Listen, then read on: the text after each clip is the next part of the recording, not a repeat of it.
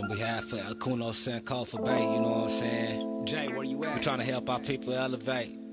Hope. H-O-P-E. We giving them hope. We doing what we gotta do, you know. Every day, one step at a time, man. We gonna make it happen. Helping our people elevate. Yeah. Sometimes I practice focus, thought, and meditate. I'm trying to come with other ways to help our people elevate. And seeking knowledge make me levitate. The lifted mental state is what results from how we orchestrate. This for the family's sake. Let's self-reflect and self-evaluate.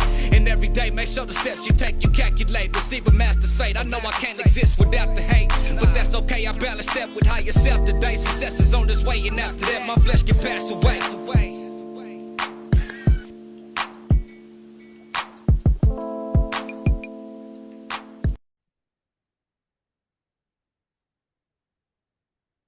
Well, we'll go ahead and get started. Peace, peace, peace, peace, everyone. Tribal Jima bi-weekly study group.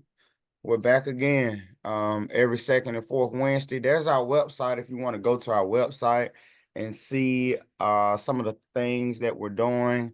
And if you want to be a part, no matter wherever you are, you can be a part of the energy. Ujima is an energy.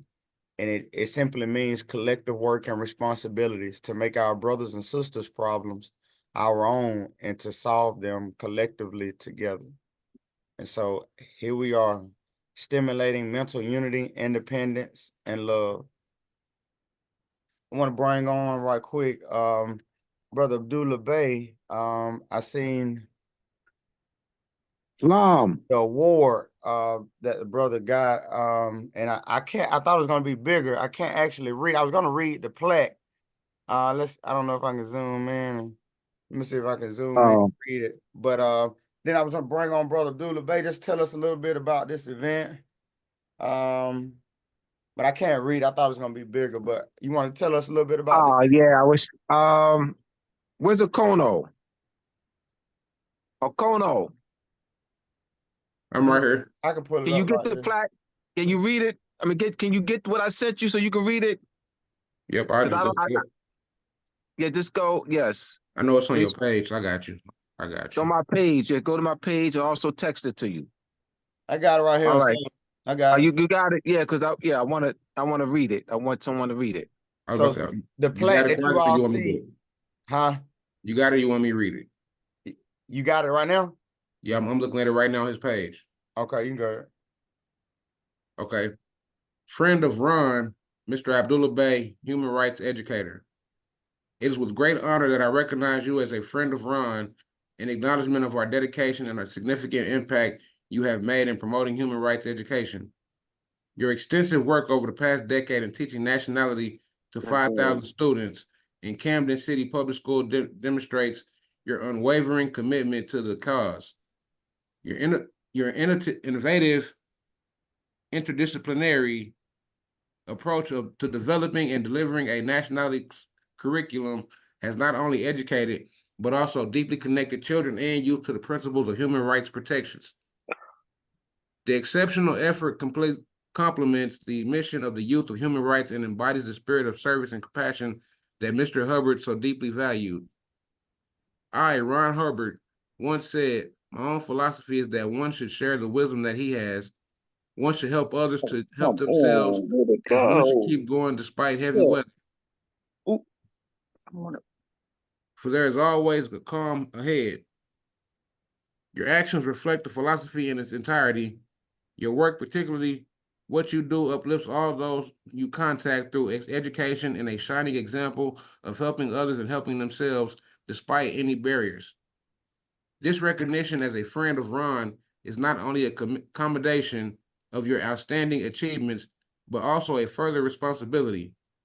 As you continue to uplift your community, I encourage you to explore and to utilize the system and programs created by Mr. Ron Herbert.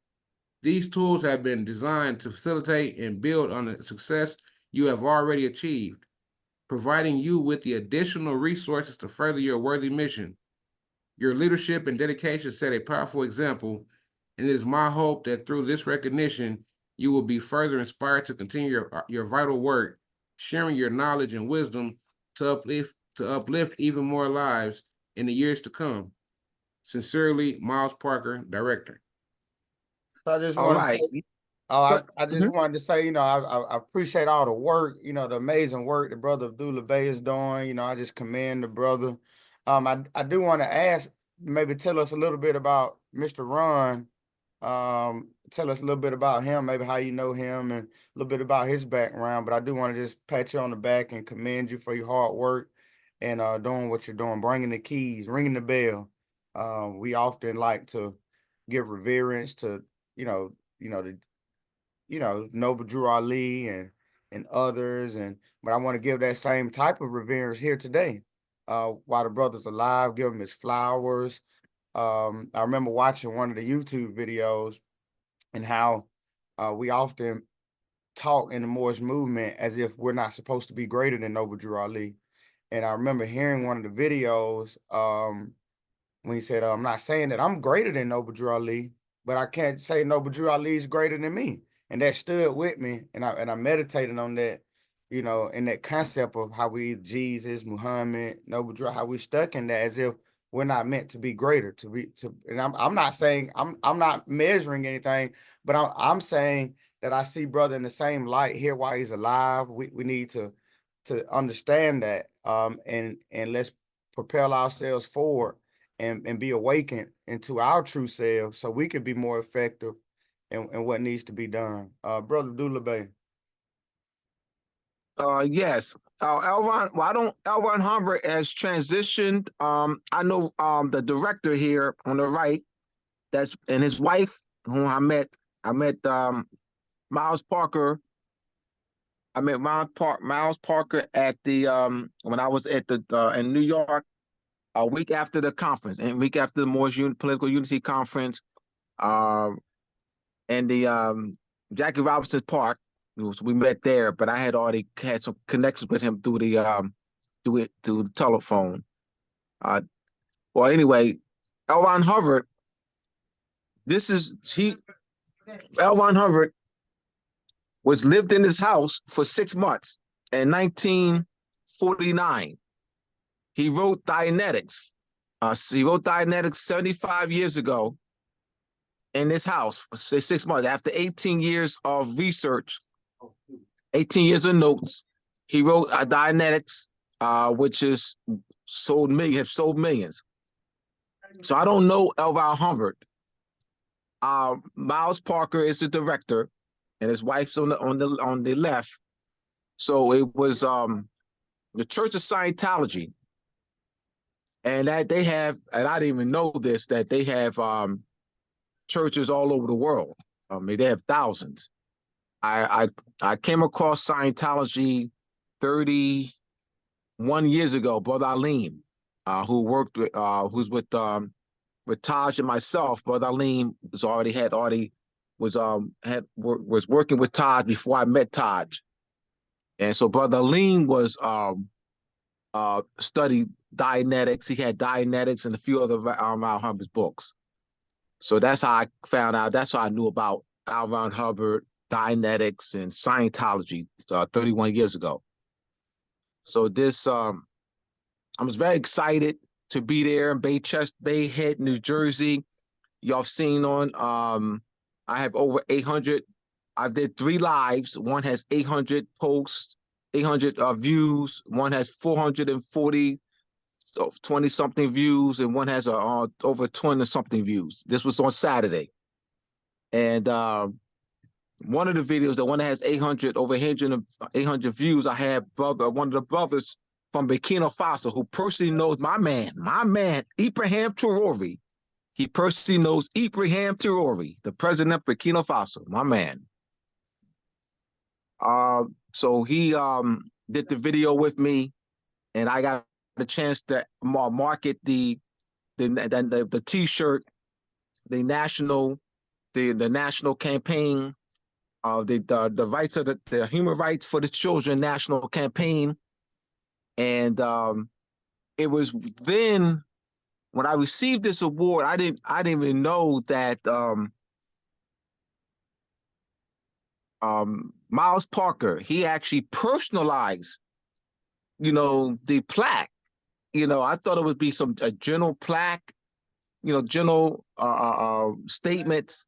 he actually personalized it because he got the first paragraph from chapter 11 of Moses Macy Part 2. As you can see that. If you got chapter 11, if you got Moses Macy Part 2, part of that came from chapter 11 of Moses Macy Part 2, which I sent to him, the excerpt. So he actually personalized everybody's certificate. Actually, I'm saying class certificate. And he knew everybody personally. He gave, so everybody went up and took pictures with him and his wife.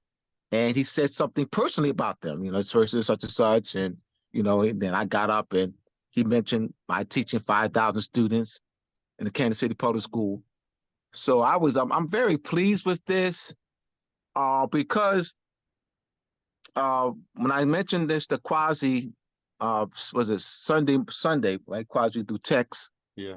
That I need to tie in my experience of teaching nationality to 5,000 students, tie that into the national campaign because it represents longevity. And then so I'm looking at that. Say, yeah, I need to tie that in.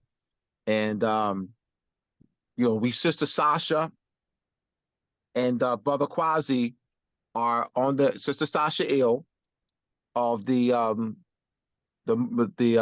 World Council of Mayors, and we have the World Council of Mayors has a committee called Save Our Children, and they're going to be bringing us in next Wednesday, Quasi, for a meeting at 5 o'clock. If you're available at 5 o'clock next Wednesday.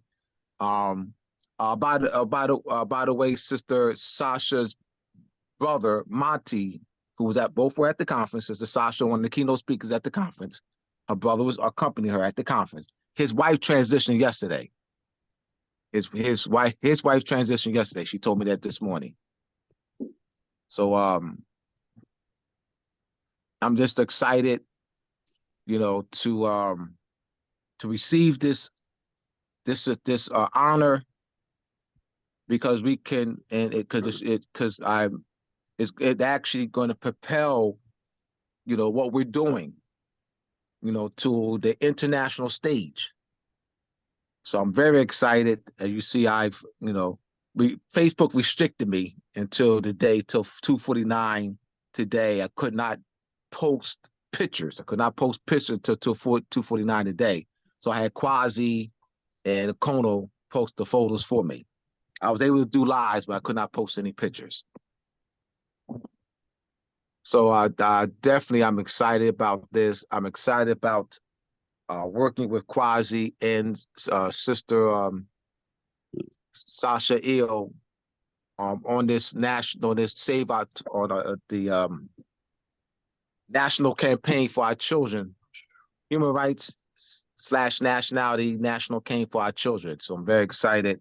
I will be in New Grange, Georgia, 2 days on April 18th of next year. That's 2 days before Quasi's event. So I plan to be there 2 days before to help Quasi market the event. I will be doing lives on my Facebook page, my TikTok and Instagram throughout the day. He has his fourth or fifth annual Easter. Fifth. Thank you. His fifth annual Easter event. And it actually grew from 2023 to 2024, so this is going to be much bigger, so I suggested to him before the conference to actually market it ahead of time, and he did that. He got the flyer out. So he's seeking sponsors. So if you could put that flyer up there, Quasi, so this is so I thank you for Quasi for giving me this, allowing me to speak on this, for having this up there for me. I'm very proud of this because not just for me, brother, everybody, anyone who knows me, not just for me. This gives us opportunity. Once again, this is Church of Scientology. They got churches all over the world. So it gives us opportunity, to market this. All right, as you see, I'm doing that. You see, I was there with the T-shirt. I was there marketing, the national campaign. I had the T-shirt on. I took the jacket off, took pictures with the T-shirt, marketing it, 3 Facebook Lives. All right. So not just for me. I'm not the center. All right. So I just want to thank you. And I'm also going to market my teaching 2,000 adult students as a passive instructor, teaching etymology, nationality, etymology, semantics, grammar, vocabulary building, dictionary study skills from 2003 to 2019. So I'm going to add that in marketing as well. This is vital. What Quasi's doing. We see, we got to take this Moorish movement to another level. What are conscious Moors known for? You know what I mean? This right to travel, getting arrested, getting beat over the head, getting dragged out of the car, getting, you know what I mean, this, sovereign citizen. That, that's conscious, so we have to change that narrative. This is what I'm saying, this gives us the opportunity to change that narrative. I'm being not honored by Church of Scientology. Churches all over the world. The Church of Scientology is the one that put on the Human Rights Summit that was in July. They put that on. Hear me out, my brothers and sisters. The Church of Scientology is the one that put on the Human Rights Summit that was at the United Nations, that DuPont went to, that Nakeem went to, that Raheem went to. Sister Sasha was there as well. They put that on. So what does that do? Think, my brothers and sisters. Think.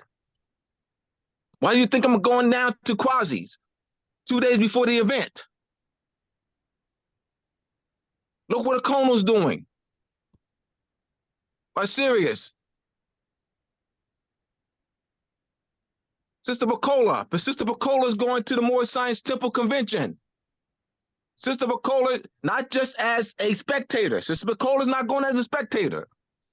Sister going this weekend, this coming weekend, the Moorish Sciences Convention in Chicago. Sister Bacola was asked. In fact, one of the brothers that's on the flyer, who was not at the conference, he was on the flyer. He's on the flyer, but could not make it. He was supposed to be one of the keynote speakers. Could not make it, but he was the one that called Sister Bacola several times. Sister Bacola will be in Chicago. She's in Milwaukee now. She's the new assignment that started on Monday. So she's in Milwaukee. So she'll be traveling from Green Bay to Chicago this weekend. So she had to take off work a couple of days so she can be at theirs. They really want her to be there. All right. So you gotta understand what we're doing here. All right. I'm gonna just give me one more minute, Quasi. We'll understand what we're doing here. We have to change this narrative. And this is how you do it. Sister Sasha, she is with the World Council of Mayors. They will be recognizing us. They will be sponsoring the World Council of Mayors. Save Our Children Committee will be sponsoring the national, the campaign, the human rights of nationality for our children national campaign. So I understand where we're going with this. This is huge. All right. So I want to thank you again, Quasi. Thank you again, Kono, for reading that for us. Peace. Peace. Thank you for that, Professor. We're gonna move right along. If you go to helping out I also want to acknowledge brother King, and of course, my man, Shim Malachi Bey, and my man Terrence. All right, Terrence Bay. So I want to acknowledge them as well, and a host of other people. But I definitely want to give shout out to those 3 as well. All right, thank you. And so I just wanted to bring this up briefly. You can go to Helping Our Peoples Elevate to see the various sessions, the Transatlantic Slave Trade Study Group sessions, part 1 through 5, I think maybe. And this is a good summary of it that we got from Morrison Masonry Part 1, where you're able to reanalyze the transatlantic slave trade claim that was taught to us in school. On the left, they taught us 12 million Africans were captured and brought over from the Atlantic Ocean, to the Mediterranean. I mean, across the Atlantic Ocean to what's known as America. That they defeated the Indians, that they set up the 13 colonies, that they manufactured goods being transported across the Atlantic Ocean. That they had the raw materials being transported across the Atlantic Ocean, that they had cloths, guns, and metals being transported across the Atlantic Ocean, oil, lumber, cotton, tobacco being transported across the Atlantic Ocean. These are some of the claims that was made in the transatlantic slave trade claim during the 1500s through the 1800s. And then you look at world history. So we contrasting that with world history. During the same time period, all of this other stuff is going on. And then you start to see the motive of labeling black and different stuff, because it strips you from a lot of history. And so you're that story is more believable. It's easier to accept it when you don't have knowledge of who you are extensively. You don't have an idea. You just think you're Negro, black and color, Indian, things of that nature. And so you see the motive of burying the Moorish nationality, and so on the right, you look at the Moorish Empire and rulership in Europe during the 711 to 1492. You look at the Moors through the treaties, you see that the Moors control the Mediterranean and Atlantic Ocean during the 1500s through the 1700s. You see that the Moors have captivity of Europeans, meaning the Europeans would be like, so the story, when they said 12 million Africans were being captured, they forgot to mention that Europeans were being captured before that claim and even during it. 1100s all the way to the 1800s. The burial of Moorish power in 1711 to 1800s gives the transatlantic slave trade strength. The burial of the Moorish power, 1711 to the 1800s, gives the transatlantic slave trade claim strength. The Moorish Renaissance, the Moorish treaties. And so you look at all these various things on the right, and you're able to better look at the transatlantic slave trade and look at, was it hypothecated? Was the numbers altered? Why was your power buried so much? And so this is a good reference tool of study that you can use to help with that analyst, with analyzing that. And so this is one of the previous study groups on helping our people elevate, and you can go there and check out this study group, because I remember I mentioned on one of these study groups with the transatlantic slave trade claim that even after that, I wanted to continue to promote it so people can still go back and watch it. It's still there. It's still useful to a lot of people. There's still, how do we know what more is? How we go into detail. We answer a lot of those questions. So be sure to go to Helping Our People Elevate and go back and explore the transatlantic slave trade claim part 1 through 5. I think it is. This is the shirt for the national campaign that Brother Abdullah Bey was talking about earlier. Seeing him, he had it on. You're able to support the national campaign by purchasing the shirt for $50. And you can see on the shirt what it says. I'm not gonna go into detail on that this time. We're still pushing at Planet Roots Community Garden. We're up, alive and well. We're growing a lot of produce, thousands of pounds of produce. We've been growing, and we're getting better. We're expanding our techniques. We're facilitating the Shem Malachi Bay's plan/proposal, the outreach portion. And so that's what we expect others to do. That's on the study group, that's listening, to begin to organize and have outreach structures, systems, where you can come back and share it on the Tribal Dream Study Group every second and fourth Wednesday, so that we all can begin to learn from it and duplicate different models to show that we have understood the right of self-determination. And so we're alive and well at the garden. This is the Easter event that Brother Abdullah Bey was talking about for next year. You're able to support this Easter event. You can whatever you send will help. We need 60 sponsors of $50, which would be about $3,000 to cover the whole event. And that's even rewarding some of the staff for their hard work. And so you're able to contribute. We're also going to go into Istar, Venus, the helical horizon of Venus, and Excuse me, connect. Quality, it's not up there. It's the Huh? transatlantic plate. It's not up there. No, I'm not talking about that anymore. No. You don't have the flyer up there. You don't see the Easter flyer? No. Oh, I can see it. Yeah, I Can see y'all it. see it? I don't see it. Yeah, I see it. All right, all right. No, I mean You I may don't have to see it on my. swipe over on the screen All right. to bring Let up the me other options. all Turn right, your let me phone see. sideways. I see the transatlantic slave trade claim when he had the previous. It's still up there. No, don't probably. Everybody can see it. That's fine. Don't worry about me. All right. And yes, and we'll be going into the helical horizon of Venus and tying Easter to ancient information dealing with the helical horizon of Venus, and agriculture and things of that nature, and how our ancestors use astronomy, astrology, etc., as a tool to build civilizations, calendar making, etc. And so we're going to introduce things to them, and you'll see how important culture is later in the presentation. We're going to read and learn more about culture and the connection to political and international relations. So we're going to learn about that. Hopefully we get to it later. But you're able to sponsor and be a part of this event, and hopefully we'll duplicate this model. So the same concept that we got, we'll get it rolled out. This amount of staff. You need this, this food, this, and you can duplicate it. It won't be hard work. You just get the amount of people that you need. You start posting flyers. You find a venue. You find a location. You get the eggs. You get it. So we have it all written out where you can duplicate this as an outreach mechanism to facilitate the Shem Malachi based proposal / plan.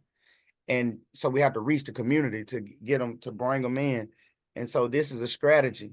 It's not the event in itself is not enough. It's just a strategy to facilitate other things and to plant seeds in their mind, and to get them over to the study groups, to make them aware of certain principles like nationality. And so please support this Easter event where we're able to expand. Anything left in reserves will be used the following year, or if someone else has an Easter event and they can prove that they're well prepared, that they've shown consistency, we can use what's in our reserves to support and aid your Easter event. So just keep that in mind. That's the kind of structure that's being built before us. And so we do need your assistance and your help. This is an example. I see it now. It just popped up and popped off. It popped. All right. Yeah, slight delay. That rain. It's raining. This is an example of what I was mentioning. If some of you all been on some of the previous study groups, with us starting to put back $2, $3, $4, 10 quarters, whatever you need to put back 25 cents, start putting it back in the folder, putting it back in the box. So when everything starts to manifest, we won't be looking as if we don't know this is necessary. And so you don't have to send it to anybody right now. You can, or you may never have to send it to anybody, but put it back to go towards this cause. And so this is an example on how you can log that, and then you print it out or download it as a PDF, and it'll show you what's going on. And so you enter it into Excel, then you just download. It's real easy. It's data entry. So this is data entry. It's in a system, and then you can go back and look at it. You can see what's going on. So that's how we can keep up with the dues and how the funds are being spent. We'll have a committee around it. The committee, of course, will be the most active people, unless somebody got a better proposal. That'll be who's over the committee and the finance of the dues and stuff that you all be saving to go towards and it'd be more presented. I'm not saying do it today. That's not what I'm saying. He wants your money, and you missing the point.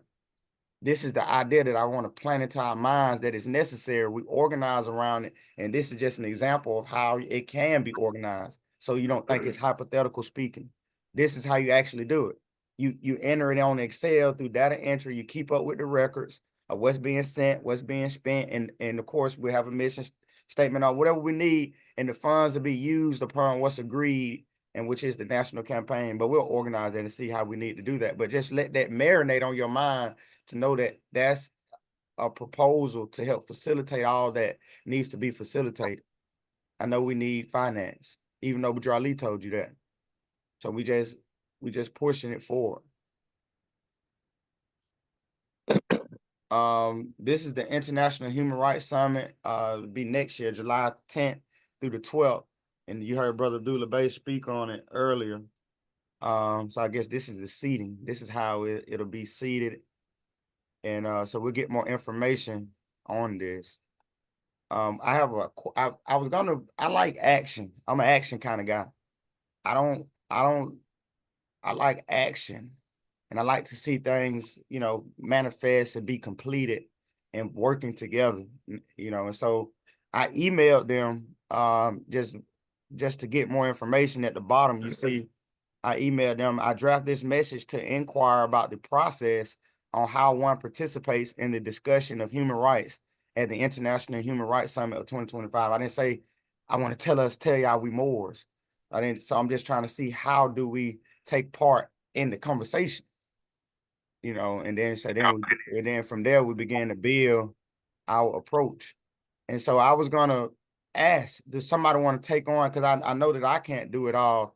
But I know this is what we're, national campaign, we're wearing the shirt, we're pushing the principles, and so I want to give this offer to somebody that maybe can take on. You go to International Human Rights Summit, and you can go to the live stream. They have 4 live streams of 2024, the July 18th of this year of when they did it. And I was thinking maybe somebody that's on can go listen to them stream. You may listen to one, half of one, 20 minutes of one, and eventually you'll listen to all of it and take away critical points that you see in the live stream, that you see that's a focus point that you hear them talking about, and strategies and just value that you can extract for us, so we can begin to prepare ourselves for 2025 July. If we're serious, we can't do it just 1 or 2 people.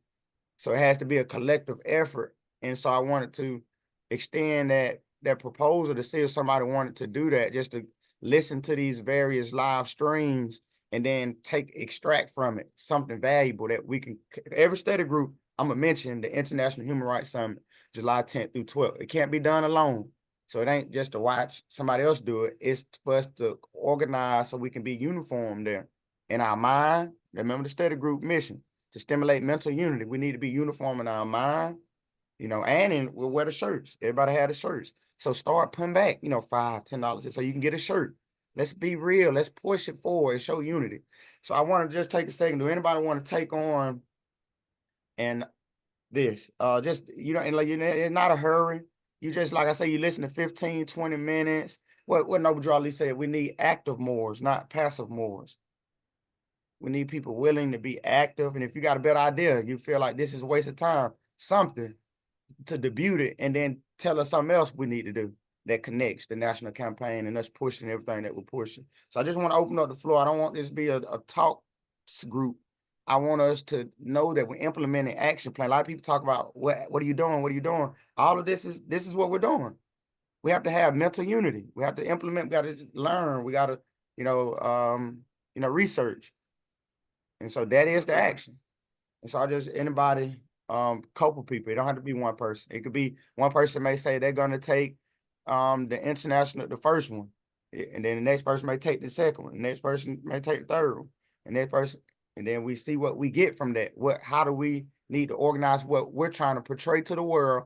We have to have a face in the international community. This is a step in it. Brother Abdullah Bay already showed you various connections and things already happening.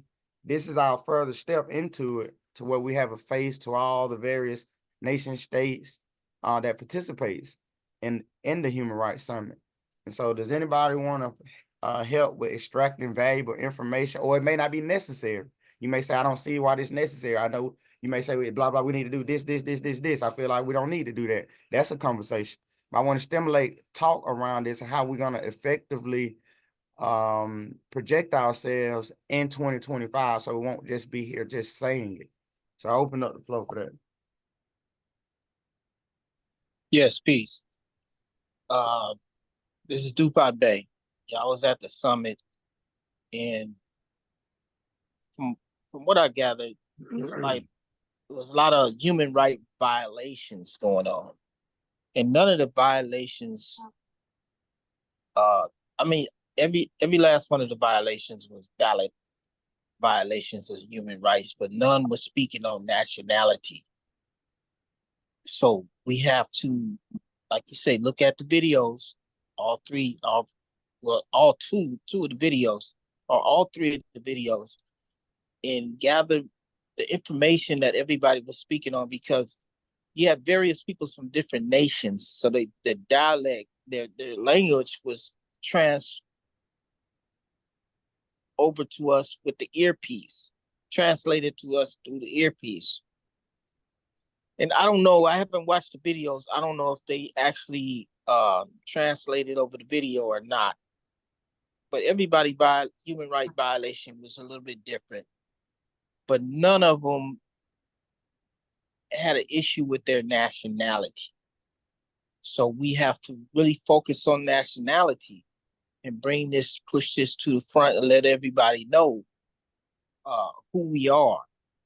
I mean, we made presence there, but we wasn't able to speak there, and that's what we need to do. So yeah, it's a good thing to listen to all the videos and get the information. It's like some human rights had to do with labor, some would have to do with sex trafficking, and it varied.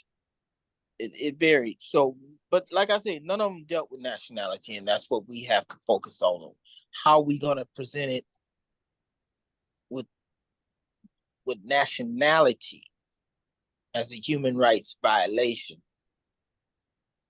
Like I say, nobody else had that type of issue, but we have that issue. And it'd be an interesting issue to bring up at the UN summit next year to get a full response. Like I said, there's plenty of ambassadors there. It's plenty from all over.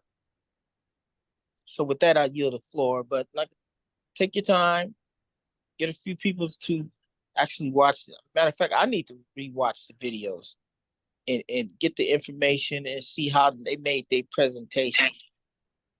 And I yield the floor. Islam, I see brother Jamal Bay. He said I can support. So what that means is we don't right now we don't have like somebody like a secretary who's gonna document everything we're saying and gonna get your email and follow up with you and call you. We don't not there yet. So when you say that, it means that we just would expect you during some of the next maybe not the next session, just in the future. And because we got time, that's why I want to talk about it, so we don't have to rush it. But for you to just come back and bring it yourself, because we won't be able to find you. I won't, type thing. I'm not just saying that to him personally, but that's the idea when people say that, that's how I hear it. And so we just expect people to bring it back on the study group, say, hey, you remember when we talked about this? If it's not in the presentation, and we'll take time out to talk about it, maybe take certain points and then do a presentation over it, so we can make sure we're on the uniform mindset. Just planting a seed on the mental part of how we can look at this moving forward. We can dedicate some of the study groups to that in the future. But anybody else? Quasi, can I say something, Quasi? Yes. Because you think like I do. And I know we don't have anybody right now that's designated secretary for this study group right at this point. But it's important that we do have some structure, that we can at least take the names. Jamel, are you the one that's going to be sponsoring me in Brooklyn? Yes, that's me. All right, so I have Jamel's number. Okay. All right, so I have Jamel's number. I just want to, you think like I do, Quasi, so that we can at least, because this is very important. So we can, so we got Jamel. Can we put, so we got Jamel in the chat. Anybody else who wants to volunteer, just indicate that in the chat. Islam, just one request. Yes. Would you be able to drop the link to the videos in the chat or share the link? Yeah. Well, as a brother Abdullah Bay continues, I'll go find the link right quick. All right. Amanda says she can help. So, I got Amanda's number. Who else?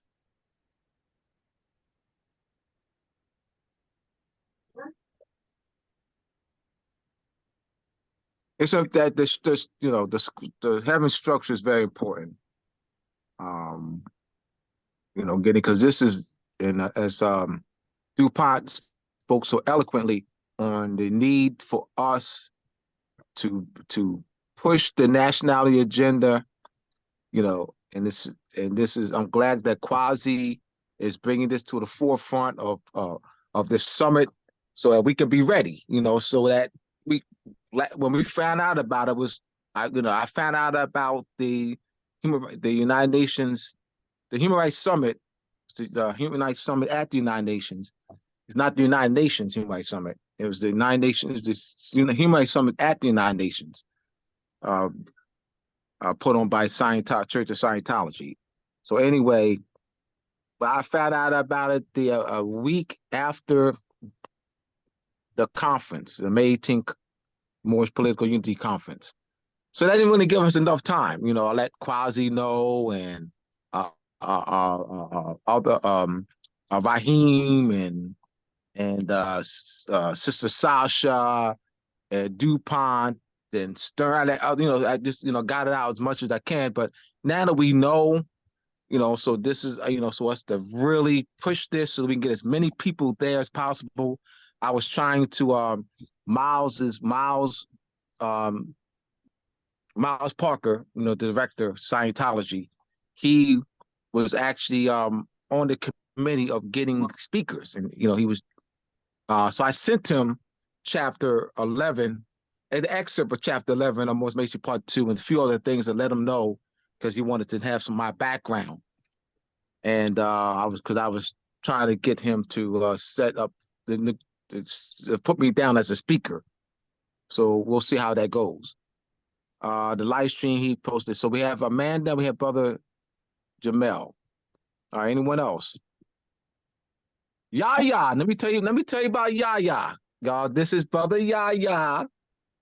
And we go back before Tamison was born. This is before Tamison was born. So that Tamison will be 18 next month. My daughter Tamison will be 18 next month. She's a senior in high school. She'll be going to college. She'll be studying nursing. So, all right, she's been on that track for 5 years now. She's 5 years ago said she wanted to be a nurse. I said, that may change. It hasn't changed for her.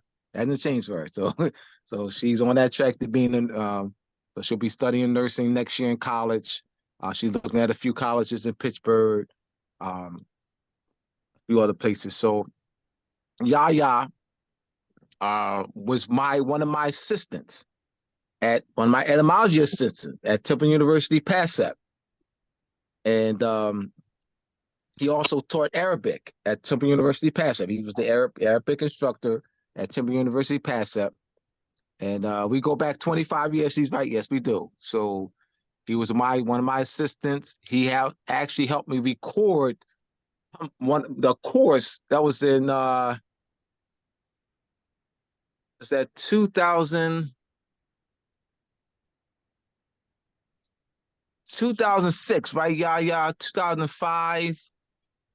I think it was before Tamison was born, or Tamison was maybe a couple months old or something like that. We started recording. We recorded. It was 12 weeks. So this is Brother Yaya. I hadn't spoken to him.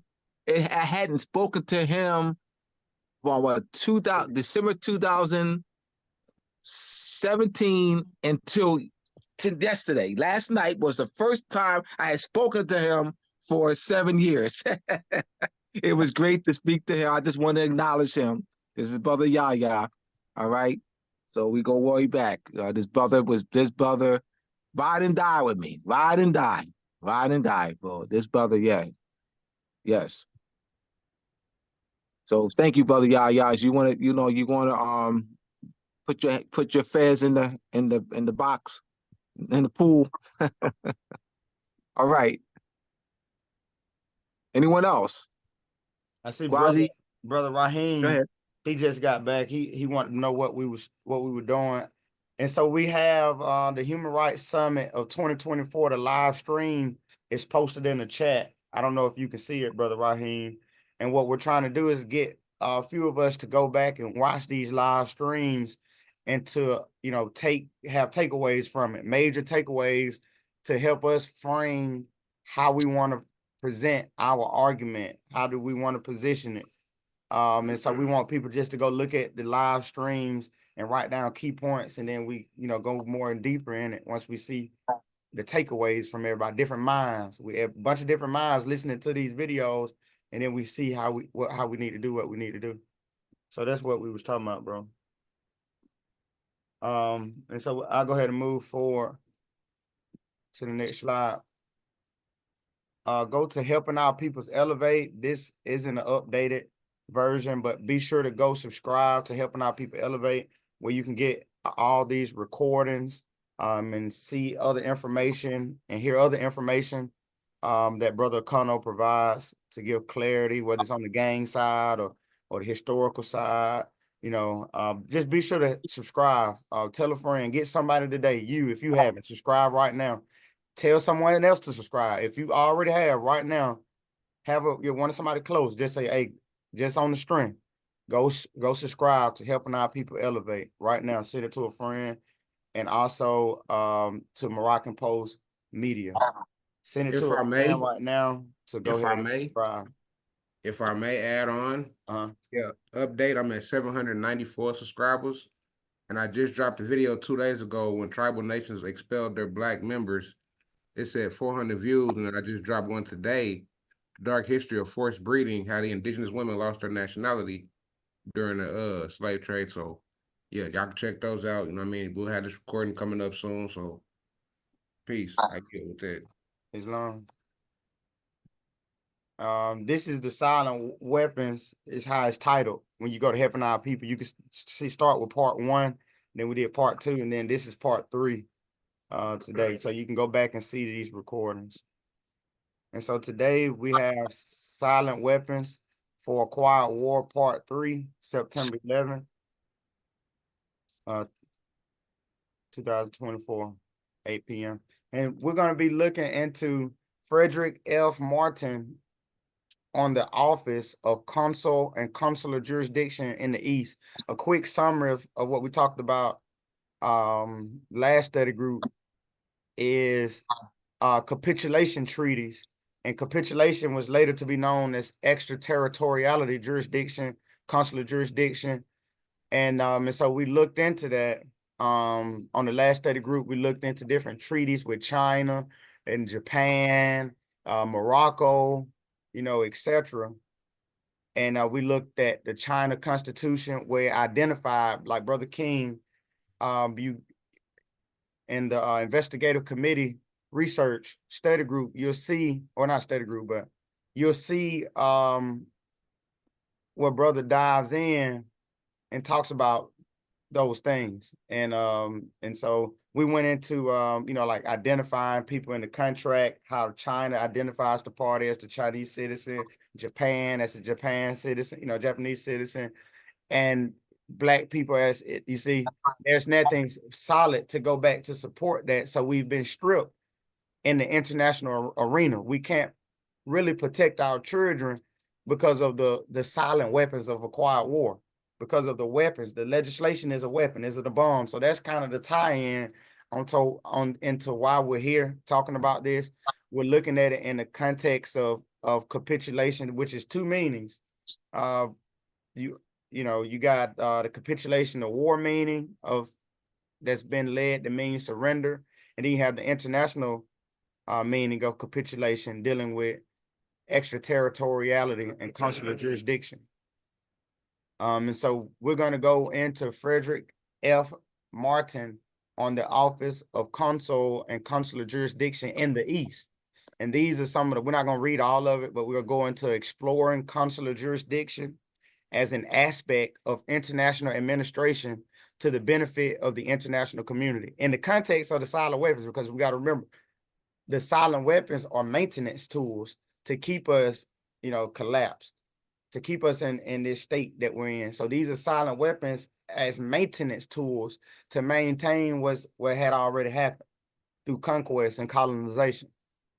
And so the reason why we're going into this is so we can see the maintenance. We're not even at the proper level of expression in the international community. We're not expressing ourselves properly to render something good for our children and the future generations. We're not even operating properly, and we'll see that as we go forward. And even us saying that we Moors, I'm saying we still have to come of how we operate though, as Moors, not just saying it. And so these are some of the key points that we'll be looking at is exploring consular jurisdiction as an aspect of international administration to the benefit of the international community, the paradox of consular powers, the phenomenon of consular jurisdiction, a consular jurisdiction as an instrument of raising the level of civilization. And so remember the Easter event, you're going to see culture and civilization is tied. And so, but all that is too tied to how you express yourself in the international community. You'll see how that's tied in as we hear more about Frederick F. Martin. And so culture and civilization is tied to our expression in the international community. Your culture has been suppressed through the silent weapons. And so you're not able to operate and run civilization because we don't got a clue what's going on. And so these are some of the weapons that's being used as maintenance of our expression in the international community, our suppression of culture, which then we can't express and operate as civilized people.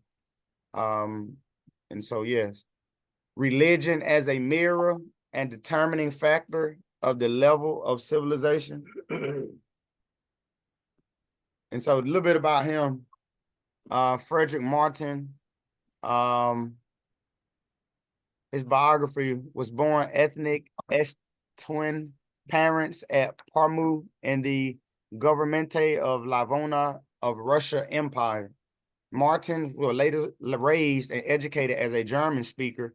He lost both parents at the age of 9 and was sent to Lutheran orphanage in St. Petersburg, where he successfully completed the full course of studies at German high school and in 1863 entered the law faculty of St. Petersburg's University. In 1868, he started his service at the Russian Ministry of Foreign Affairs. In 1871, he became a lecturer in the international law in the University of St. Petersburg, and in 1872, professor of public law in the Imperial School of Law and the Imperial Alexander Lyceum. In 1874, he was selected special legal assistant to Prince Gorchakov and then Imperial Chancellor. Frederick Martins was a diplomat and jurist in service of Russian Empire who made important contributions to the science of international law.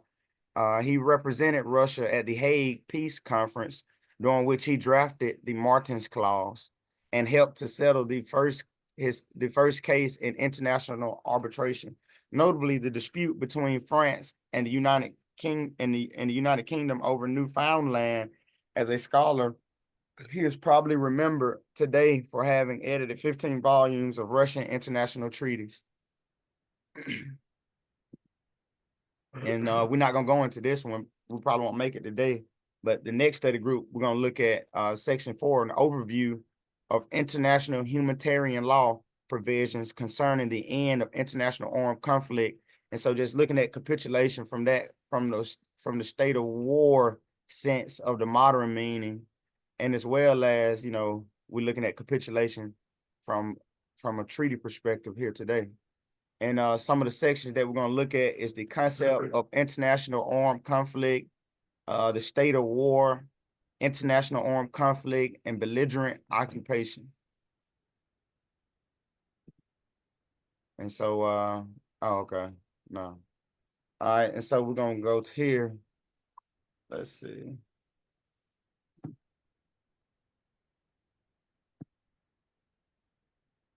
Okay. We're gonna read from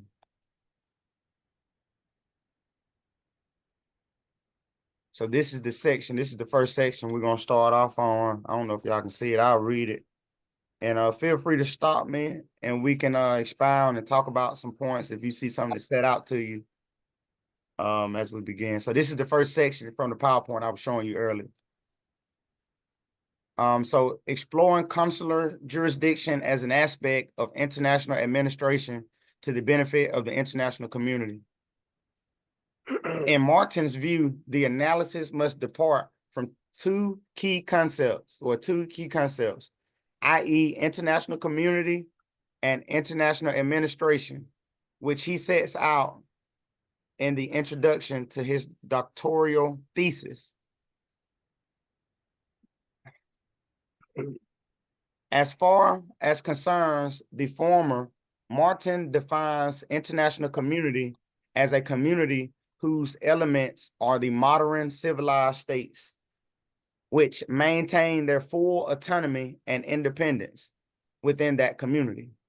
He then specifies that membership thereof is based on the essentially identical culture and civilization of the respective states, which are linked through common social, political, and cultural interests on the broad basis of essentially identical aspirations and congruent worldviews. This degree of likeness is, in Martin's view, only fully recognized for European Christian states, and importantly for our topic, at its most rudimentary for the Oriental states. We are the Oriental states. They're talking about you, the Oriental states. And so you're looking at it from a perspective of the enemy. You're looking at it in a perspective of someone that supported conquest of your Moorish land. So that's why it's good to read this, because you're looking at it from a different perspective. So international community also became one of the cardinal concepts in Martin's course, which is basically a college lecture or a school lecture. In Martin's course, to the extent, and this is where I'm at. I don't know if y'all, I'm right here. To the extent that at times his whole doctrine was referred to as the theory of international community. In any event, the concept is key to understanding the manner in which Martin absorbs the distinction of civilized and non-civilized people, which was so common for his time and to his own reasoning. And so you'll see these terms on how they say, that we're non-civilized, and they use that part of their conquest that, since we're not under Christianity, and all of that we're not civilized. You'll see them pushing that on how they push their conquest is through little labels and stuff like this, uncivilized savages and barbarians and, non-civilized people, which was so common for this time and to his own reasoning. To him, having reached a certain level of culture and civilization is both necessary and sufficient condition to be a member of the international community. So now we see the motive in the Easter event on how you see they taking away the culture and replacing it. And so that's why it's important that we facilitate these Easter events, so that we shine a light on our culture, the heliacal rising of Venus, and how it brings in the rain season and the corn maze, and even dealing with calendar making, that knowledge. So that's part of culture. So at the Easter event, we're facilitating that to bring people to be more aware of their culture. That's part of an outreach mechanism. And then, in the future, we're still going to look over the Shem Malachi Bay proposal and break that down to make sure we're clear. I haven't forgotten that I said that. So we're going over the issues, but we also know the solution. And so we facilitate structure the Easter event, something annually that we all can support, and then we begin to model this in other areas. But what we're doing is putting a light on culture, though. And civilization is both necessary and sufficient condition to be a member of the international community, since it coincides with the ability to be an effective and constructive player in the life of international relations and international law. Martin was therefore convinced that the degree of participation in the international community is a direct reflection of the degree of development of any given state. And so when I kept seeing it say state, state, state, and I know I mentioned the Montevideo Convention in one of the last study groups, and I said we can't be in a hurry with this. I learned that through agriculture, through gardening. I remove a rush mindset. That's removed from my thinking. And so we won't rush through things. And this is how I study. I move slow. I got to check out everything. And so I'm taking you, somebody asked in the previous study group, how do you know how to study? So that's all I'm doing in the study groups, taking you through how I study. So when I see state like that, we need to have a clear meaning on what state means, or we'll think when somebody come to you, they'll say they got a state and you'll believe it because they got a website and they got documents and they issuing cards that has a nationality on it. And, and so through that, we accept that and we act like we're already there, like we've met some kind of place of recognition in the international world. And we get caught up in being better than other countries' Moors, rather than dealing with the issue like Noble Drew Ali them was trying to do. We get caught up in trying to be better than other Moors. And so we got to be clear on what a state is so you won't get caught up in that. A lot of people tell you they got whatever they got. And so, but the basis is having a state and and having knowledge, further knowledge, but we got to have a state. So let's look at the Montevideo Convention and let's read what a state is. Let's look at how a state is defined. And then as you come to the research committee with Brother King, Brother King spearheads, which we need collective support, and we have to all be learning so that we become effective and useful in this. And when I say useful, meaning that we're active, we're not just listeners. And so this is just structure being facilitated for action. We need everybody's support. And in King's research, he talks about the principles and norms of law. And so when I read and look at the Montevideo Convention and different documents that I read, I automatically see who's a party of the contract, which is not important in what I'm presenting, dealing with the definition of a state, but the knowledge of just taking time to see who's a party of the contract to see if it applies to you. You're not in the United States Constitution. So when we assume that it applies to us, we leave room for color. A lot of color can be applied. And so it makes room for them to accept you if they want to, or deny you if they want to. So that's not a well-settled approach to protect the children of the future. A lot of people say that they got success with cases doing whatever that they did with the United States. I understand that, but I also know knowledge. I also know I'm applying the knowledge of chess and that things are connected.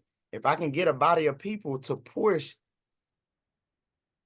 in color, meaning saying that you are part of the United States Constitution and you're not, to go along with that, meaning you're accepting however they're the narrative, they're the narrator. We're accepting how they want it to go because we're limited. We have to go to the United States Code.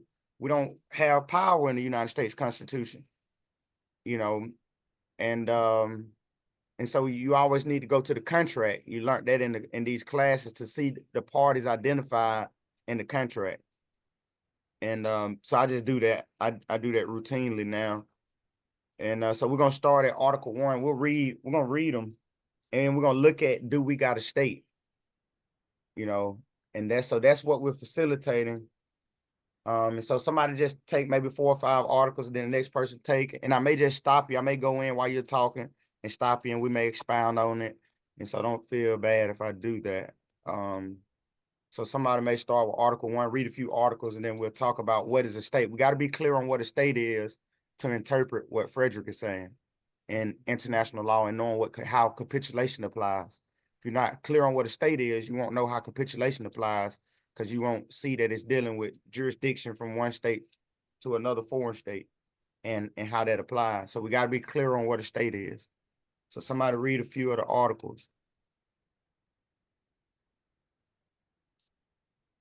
Article 1, the state as a person of international law should possess the following qualifications. A, a permanent population. B, a defined territory. C, government. And D, capacity to enter into relations with other states. You'll see in the treaties and other documents, which I'm still learning too, but you'll see where you see surveying, where they survey. You hear Brother Dulabay talk about it. So it was introduced to me, then I continue to look at it. But you see about surveying. So when we just say that we have defined territory, it has to be surveyed and things laid out. We don't have a permanent population. In order to have a permanent population, meaning you have a census, you have self-determination, that you're doing something for yourself, not just, not just that you're a principle of international law of self-determination, defined territory, permanent population, having a voting process, showing that you're organizing something, that you have something going on, that you're organizing. So it's a process to implementing and having a state of international law. It's not a conversation or a document. It's a process that you see, that's tangible, that you feel. In government, the capacity to enter into relations with other states. I mean, to defend your principle. Meaning you got a militia. You have, you're able to enter into relations. You have somebody to represent the state that has knowledge. Because I heard some people say, what's the point? What are y'all doing? What are you actually doing? It's plenty to do. But if you don't have somebody to represent the state, the body of people properly, then how can they actively go do whatever you talking about doing? How they able to do it and having it protected if there's nobody to represent the state that has the knowledge to? And so you start to see the connection and everything that you can't just have gardens and gun clubs and not political protection, because we're missing a lot of the weapons like that. I mean, we're oblivious to to what the war is. All right, you can go ahead. Article 2, the federal state shall constitute a sole person in the eyes of international law. Article 3, the political existence of the state is independent of recognition by the other states. So look, even before, it says the political existence of the state is independent of recognition by other states. Reason I want to stop on that, because I know when I got to do this, because when I was coming into the movement, I was like, did y'all know this? Y'all said, how we know they're gonna respect, how we know they're gonna accept us as more, y'all know this, man, what I'm talking about. How do y'all know they're gonna accept us? How do we know they're gonna, like that kind of thing? Y'all know this, that you said it to yourself. How do we know that they're gonna, how we know they're gonna approve this? How we know that they're gonna accept the Moorish treaties? They're gonna violate the treaties. How do they know? And so I said, damn, it ain't got nothing to do with the recognition. We don't understand what's going on. And that I immediately started to understand it's a level of consciousness we don't have. I mean, we got it. We have some on here now. I'm saying and working together as conscious Moors, we don't have as far as a structure. And so that's why I want to present the Shem Malachi Bey's plan and proposal, because it helped me see the clear vision on what need to be done, and it's inclusive. It includes everybody. It's not, you just got to actually look at it and learn it, and not just keep going based on another group you like better type thing, and so, but that stood out to me, Article 3, because it has nothing to do, y'all looking at it, it has nothing to do with the recognition of the United States. United States is a state, Japan is a state, France is, so a state in the international community has nothing to do with the recognition of France. It has nothing to do with them saying that you can do it. Now you have to meet the qualifications of what a state is. That they didn't come up with it. It was already well settled. You'll see in Frederick, some of Frederick information that this is something the Ottoman Empire, etc., that was already practiced. You know, so it's not new to the Islamic world, this concept. And so we're not looking for recognition. We're looking and taking the principles that's well settled so we can organize amongst ourselves, so we can express ourselves in the international community, not asking for permission. We ain't operating right. And so I just wanted to say that. Thank you, Amanda. You can go ahead. Article 3, the political existence of the state is independent of recognition by the other states. Even before recognition, the state has the right to defend its integrity and independence, to provide for its conservation and prosperity, and consequently to organize itself as it sees fit, to legislate upon its interests, administer its services, and to define the jurisdiction and competence of its courts. The exercise of these rights has no other limitation than the exercise of the rights of other states according to international law. Article 4, states are juridically equal, enjoy the same rights, and have equal capacity in their exercise. The rights of each one do not depend upon the power which it possesses to assure its exercise, but upon the simple fact of its existence as a person under international law. So we gotta even be a person first, and then things start to change. You know, things start to change. We ain't even got to that. You know, I know we think about funding and how we're gonna do this, how we're gonna do that, but we're not even in the right position. So we just need to organize and continue to learn so we can express ourselves correctly as what a state is. And we won't just get caught up in just saying on Facebook and into the world that we're Moors. We express it in a diplomatic manner to show that we're civilized. But go ahead, Amanda. I'm sorry. Go ahead. Article 5, the fundamental rights of states are not susceptible of being affected in any manner whatsoever. Article 6, the recognition of a state merely signifies that the state which recognizes it accepts the personality of the other with all the rights and duties determined by international law. Recognition is unconditional and irrevocable. So the Moroccan state is already recognized in international law. You're not coming asking for, it's already recognized. But Negro, Black, and color, African American, Indian, etc., is nothing already previously well settled that's recognized about them people. I mean, them labels, you know. And so the recognition of the Moroccan state is unconditional and irrevocable. So it's not for no, it's already there. It's already there. All right, man, you can go ahead. Article 7, the recognition of a state may be express or tacit. The latter results from any act which implies the intention of recognizing the new state. And so we're not a new state. They talking about new states, but it showed you earlier in the previous article that the recognition is unconditional and irrevocable.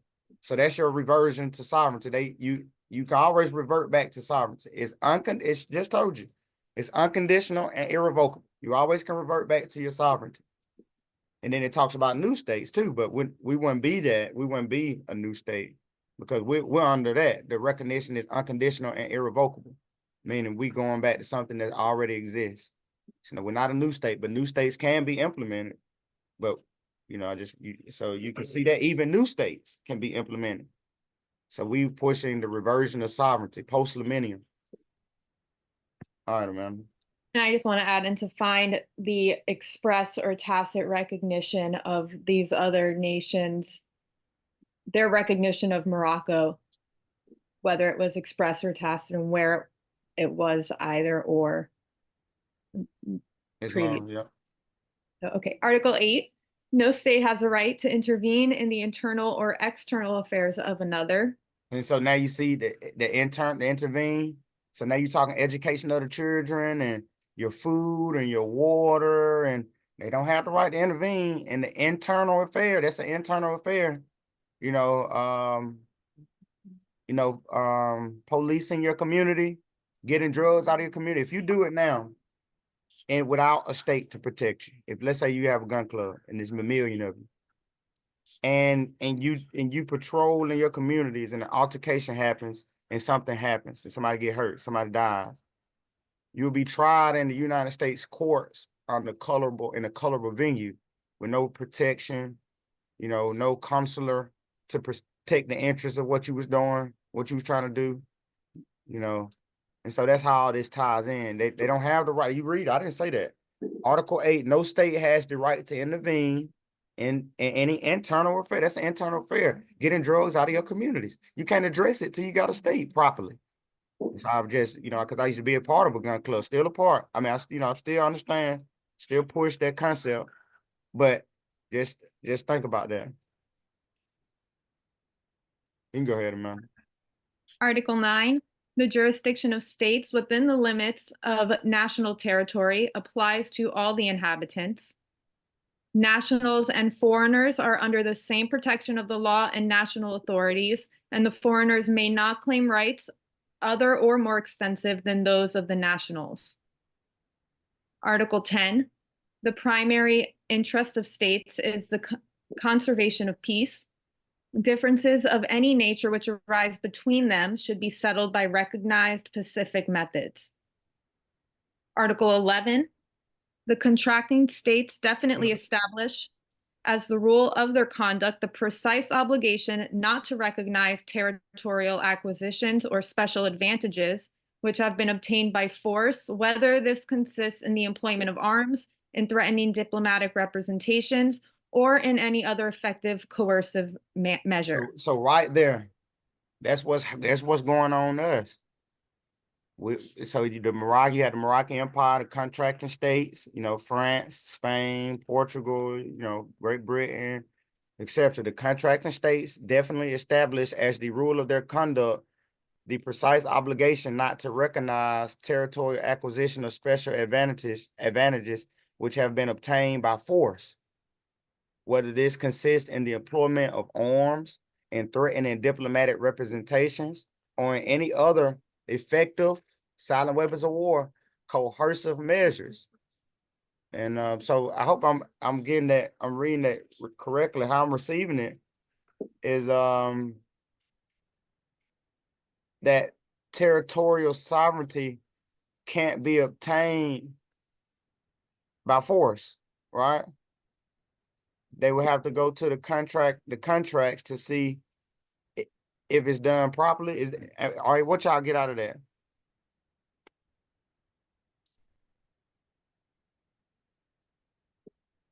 That the states need to be sovereign in order to basically enter into that contract as a contracting state. And so if they're not, which would be them taking the territory by force, then other states that may seek to engage or do business with them would not be able to. Okay, anybody else want to add to that? What they get out of that in application of what's going on with us?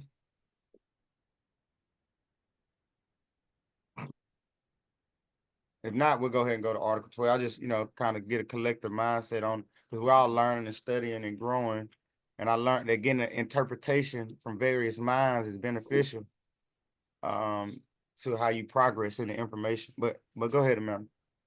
And I also wanted to add, because I'm reading it again, that it's those contracting states that make the rules as this is whether or not we're going to recognize them. Yeah, and then so black is not a contracted state. Moorish American is not a contracted state. It's not a term used in any international treaties, Moorish American. But go ahead, ma'am. The territory of a state is inviolable, and may not be the object of military occupation, nor other measures of force imposed by another state directly or indirectly for any motive whatever, even temporarily. Article 12. The present convention shall not affect obligations previously entered into by the high contracting parties by virtue of international agreements. So it's talking about the treaties. So it says this, whatever they're talking about in this convention has nothing to do with the previous contracts entered into by the identified parties. Has nothing to do with it. And so everything, all the relations of the Moroccan Empire with the contracting party still exists. They're still operating off of it. This is stuff that happened later, so it doesn't alter the previous contracts. Because Morocco is not even a part of this, but we're just getting the meaning of state. The whole point of this was so that we're clear on what a state is and that we can't operate without this knowledge. We can't be effective in our communities without having the umbrella of international protection. We can't be effective in growing vegetables because if you get big, they'll just use legislations to take your form, or your tax. So we understand that. So we can go ahead, man. Article 13, the present convention shall be ratified by the high contracting parties in conformity with their respective constitutional procedures. The Minister of Foreign Affairs of the Republic of Uruguay shall transmit authentic certified copies to the governments for the aforementioned purpose of ratification. The instrument of ratification shall be deposited in the archives of the Pan-American Union in Washington, which shall notify the signatory governments of said deposit. Such notification shall be considered as an exchange of ratifications. I said signatory governments. We shall notify the signatory governments. So there are people that sign on behalf of the state, the political interests. And so the United States, even if Moors was a part, it was on behalf of the foreign government. So it still didn't apply to the native Moors. The signatory government, the people that signed, if it was 1,000 Moors, with Abraham Lincoln and Thomas Jefferson, even if it was 1,000 of them with them, and they all signed, it had nothing to do with the government of Morocco, the Divan. It had nothing to do with that. So I just wanted to show that also expounding on this because of King and the Investigative Research Committee and where they shining the light on this. So you got to go to the signature page and see who's a party of the contract. But you can go ahead, Amanda. Article 14, the present convention will enter into force between the high contracting parties in the order in which they deposit their respective ratifications. Article 15, the present convention shall remain in force indefinitely, but may be denounced by means of 1 year's notice given to the Pan-American Union, which shall transmit it to the other signatory governments after the expiration of this period. The convention shall cease in its effects as regards the party which denounces, but shall remain in effect for the remaining high contracting parties. What do we see out of every nation state of the earth? China, we see France, etc. We see all these countries. What do they have in common? Have a permanent population. So you're able to have a basis of, they got a permanent population. They're able to run government. They have a defined territory. You don't have that in the United States Constitution as a Moor. You don't have a permanent, because it's the United States census. It's not Moor census. And so you see all the nations of the earth have something in common. They got a permanent population. They got they're able to run government. They got a defined territory. Everything you've seen in Article 1. We don't have that. Go ahead, Amanda. Article 16, the present convention shall be open for the adherence and accession of the states which are not signatories. The corresponding instruments shall be deposited in the archives of the Pan-American Union, which shall communicate them to the other high contracting parties. In witness whereof, the following plenipotentiaries have signed this convention in Spanish, English, Portuguese, and French, and hereunto affix their respective seals in the city of Montevideo, Republic of Uruguay, this 26th day of December, 1933. So when somebody tell you that we have the federal Moroccan government, you know, or whatever, or they got whatever government, sovereign citizen government, or a government is a state. So you have to look at the principles of what a state is. Do they have a permanent population? Do they have a defined territory, surveyed, recognized, already in the treaty? Do they have a government body? Do they have the capacity to enter into relations with other states? You know, militia, you know, military. Are they able to sustain themselves? Do they produce anything food-wise? You know, you just look at all this operation is one thing. It's not that you can do one of them and say you're a state. It's an operation of autonomy, independence, meaning you don't need somebody else to live. And so when they say to you that they have that, you can go back to the Montevideo Convention on the rights and duties of states, and you can compare it. You can look at their website and their documents, you know, and their photos, and their 1-800 number, you know, and their seal, you know, that they created. And, you know, and then you go look at the Montevideo Convention and you see not that they got pieces of it. You look at the Montevideo Convention and you look at what people saying, that they have a state, they got a website, they got a seal. You know, they don't have a permanent population of voters. They don't have a defined territory that they can express because they don't have a state to express the defined territory. Even though it's already the territory is already there, we can't express it because there's no political body around it. And so you ask yourself that when you see these websites popping up and these people saying that they're consulars, you ask, who's the head of state? Who appointed you as consular? You know, then they tell you who appointed them as consular.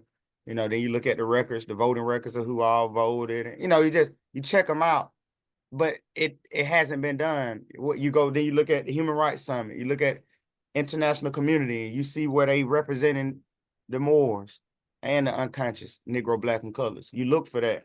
If they saying that they are state on behalf of the Moroccan Empire, they have to be doing that.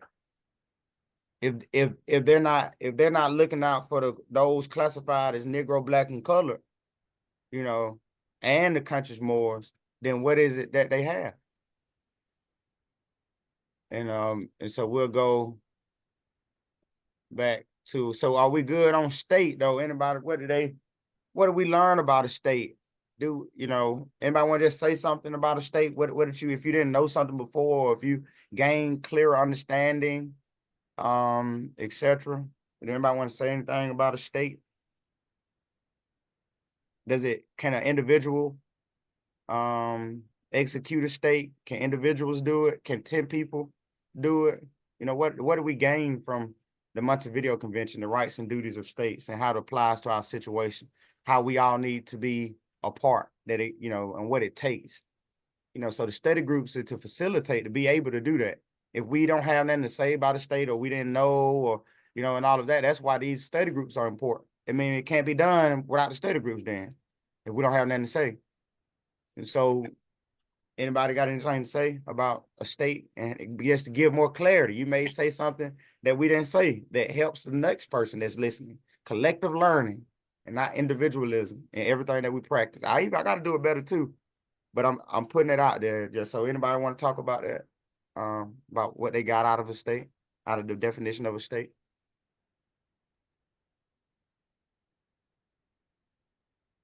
That it's based on the will of the people. Anybody else? Besides Samantha, yeah. Yeah, I thought it was real interesting. Jamal Bay here. I thought it was real interesting. I thought about it on a local level. That looks like, I guess, the individual nationalizing or claiming nationality. And then, you know, on a higher level, the way he broke it down, the way, you know, going through those items, it just was brought more clarity. You know what I mean? Being able to defend yourself or growing food. Because I guess you got to have items to barter for trade, right? To get your gross revenue up. But yeah, I appreciate the explanation and the reading. Thank you. Islam. Anybody else?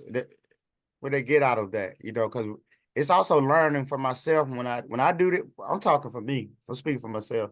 When I do that, I know that I'm still learning, and so I look for every opportunity to hear from others so I can be more well settled. So I do it as an opportunity so that I'm able to advance, because sometimes I miss study groups. Y'all may went over some of this. I'm just doing my duty on what we need to do. I know that we can't do it alone. So when I do this, I'm looking for us to we all gonna learn from us participating, and even myself, I learned from, like, even brother just answering it.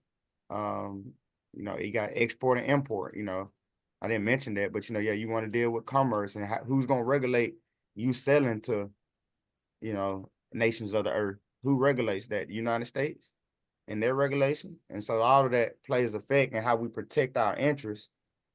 And our interest is our sovereignty. Anybody else on state, just kind of build with me. What do they get out of that, out of state? We have a state already. We don't need a state to do what we I need. learned that if there's a state already established, then they don't have to, if I was understanding it right. If it's a new state, then there's changes and like laws that have to be followed. But if it's already an established state, then it can't be bothered, and that there are certain protections from already being an established state. And that's what I was gonna say. Yeah. So yeah, a new state would have to. It's certain things they would have to do because they're a new state. But an old and original state is a contracting party, and so they have previous contracts deposited in international law, and so they deal with the treaties as a contract, and so that means they have already set forth the obligation and intention of the rights and duties of the two states.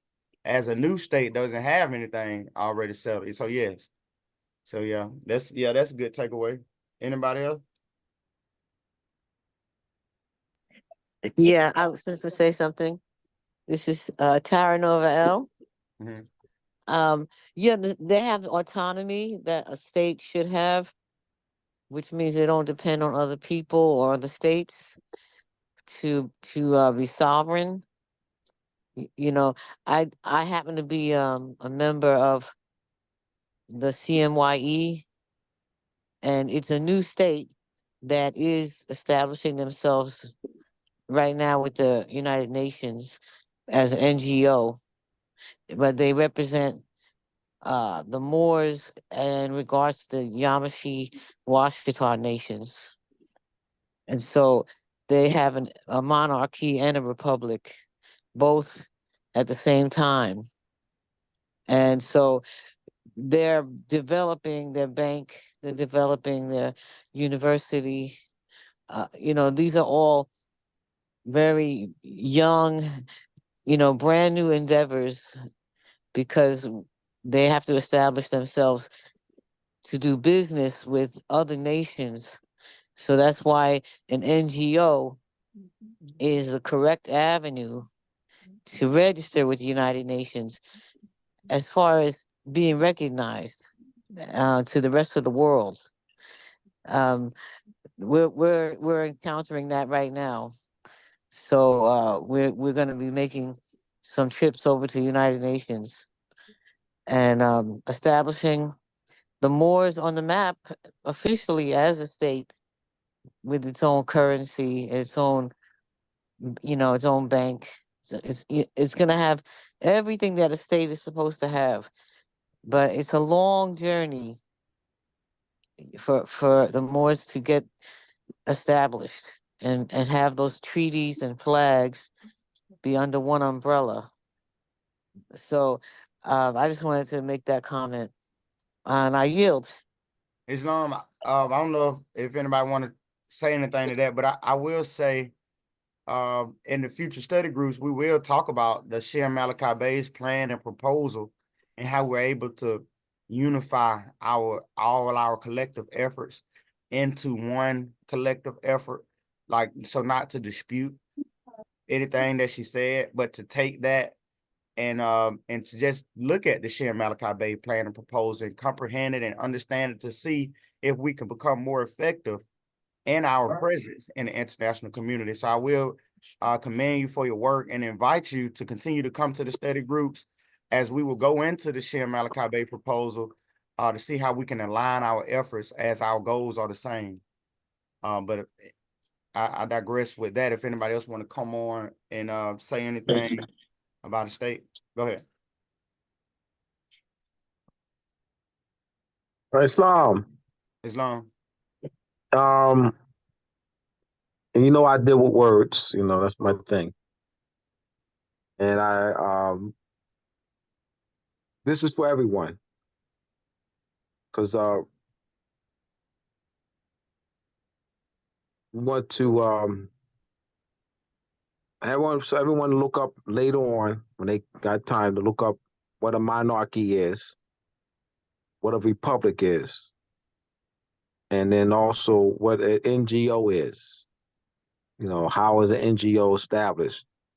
So that, you know, we have the knowledge on what is an NGO, how is an NGO established, and that was.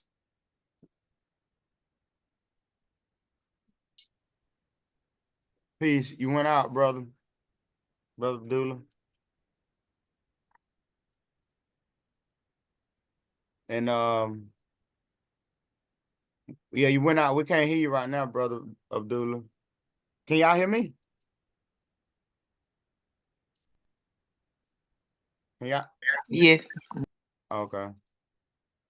All right. So anybody else got anything to say on the state? We just making sure we on the same, because that's what, remember, the whole point of the study group, Tribal Dreamer Study Group, is to stimulate mental unity. So I just want to be sure that we understand what a state is and international law, just to hear from a few of us to see if you're catching on to what the state is. Go ahead. I'm back. Can Okay. you hear me? Yeah, we back up. Yeah, go ahead. All right, so just for everyone to look up monarch. What is a monarch and a monarchy? What is a republic? What is an NGO and how is an NGO established? Everyone, so that everyone can have that knowledge for themselves. Have that knowledge for themselves as how is an NGO established? What is the scope of jurisdiction of an NGO? And the fourth is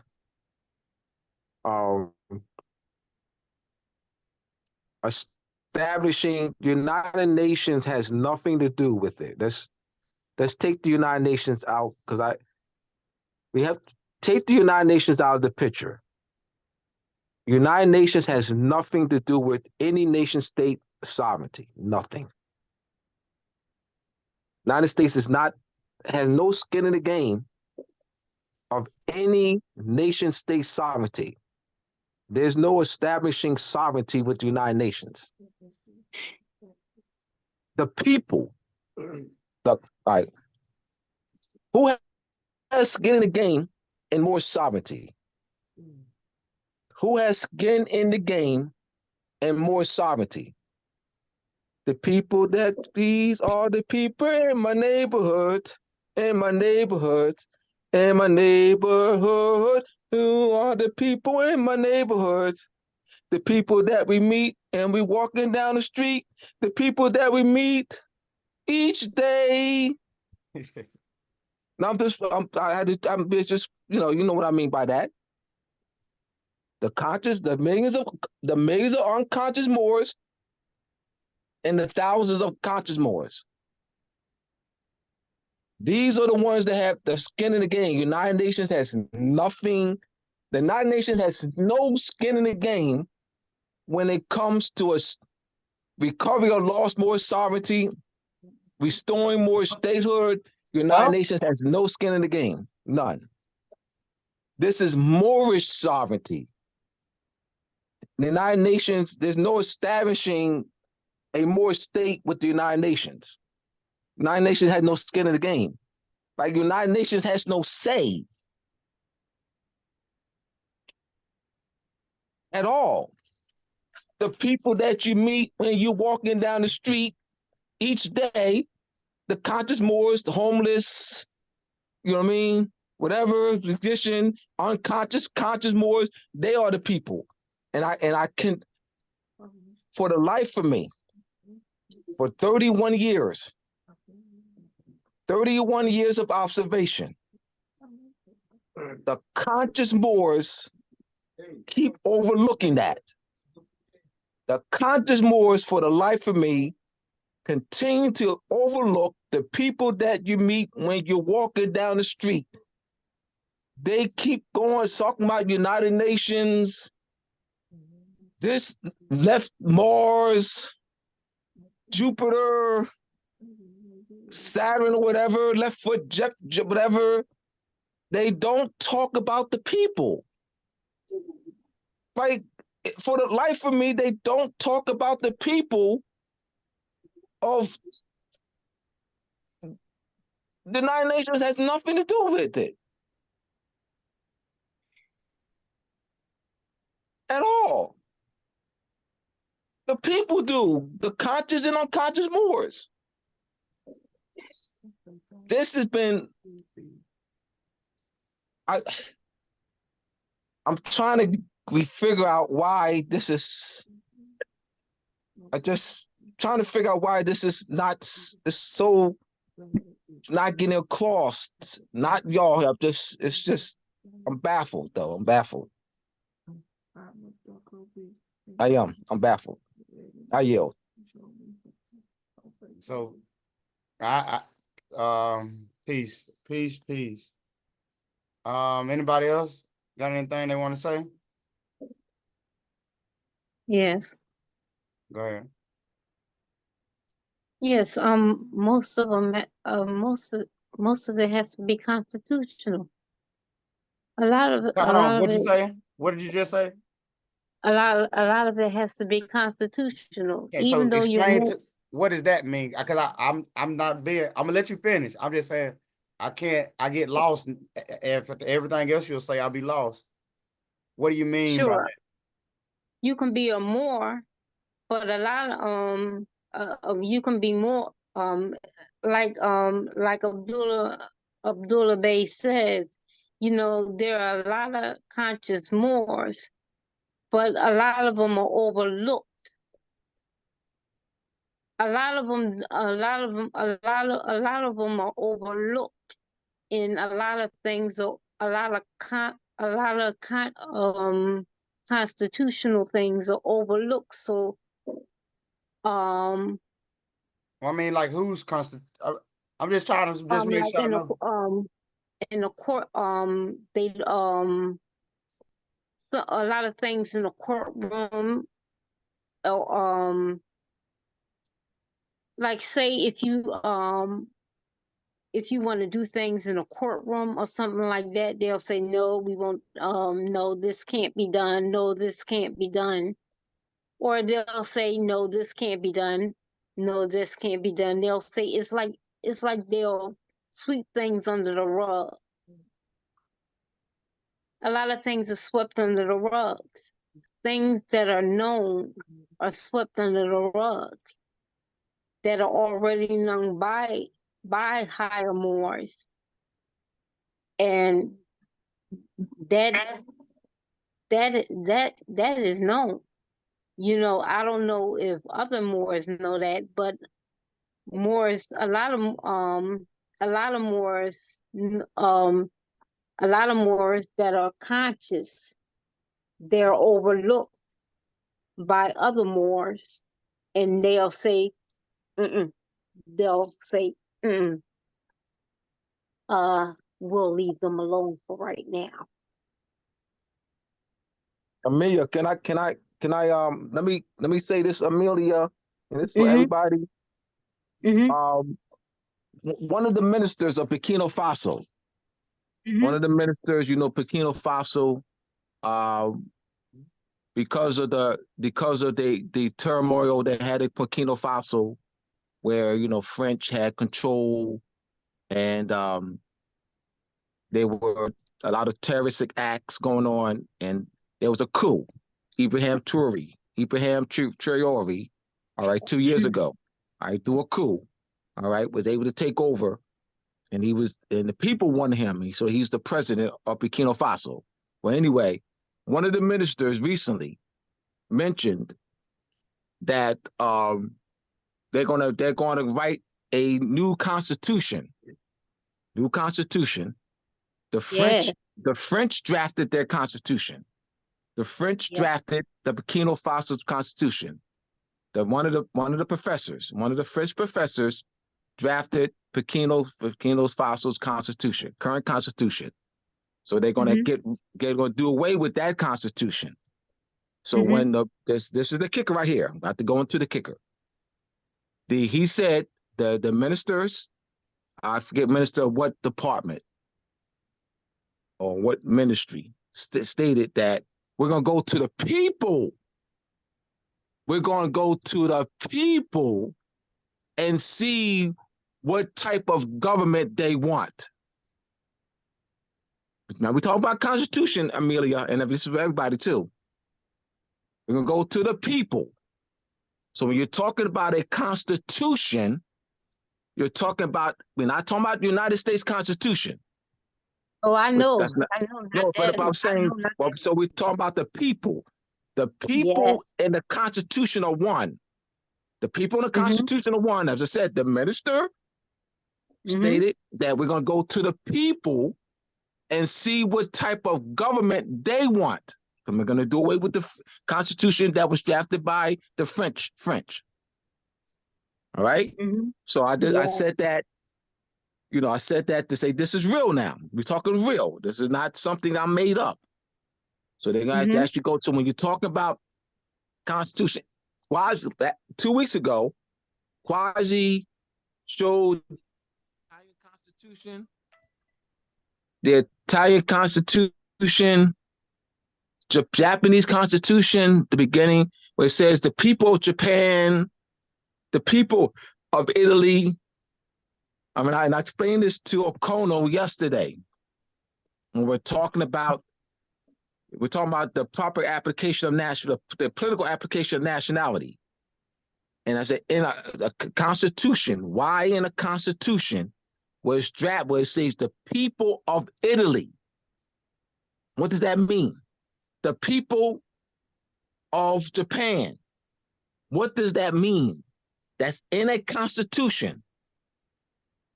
That's when you people, the word people, used in a political sense. You have people used in the political sense.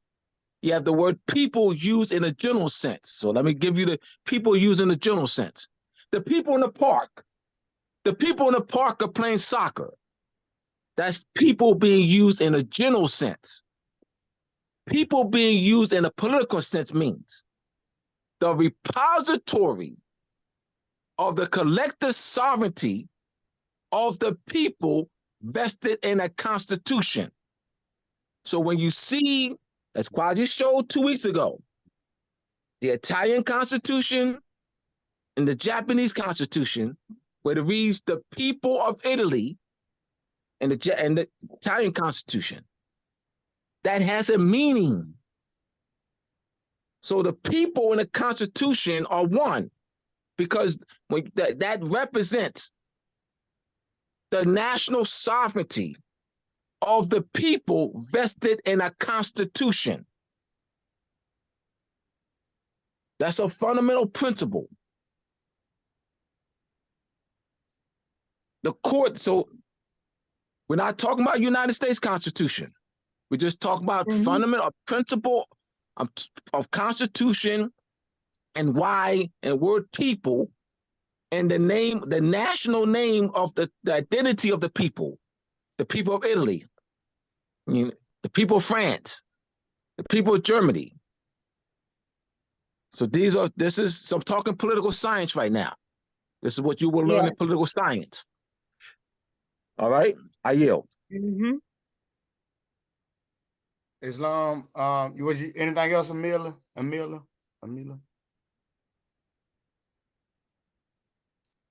Did anybody else want to say anything about a state and what they got out of a state? Brother Kano, you want to tell us a little bit about tomorrow, study group tomorrow? You all make sure you get on.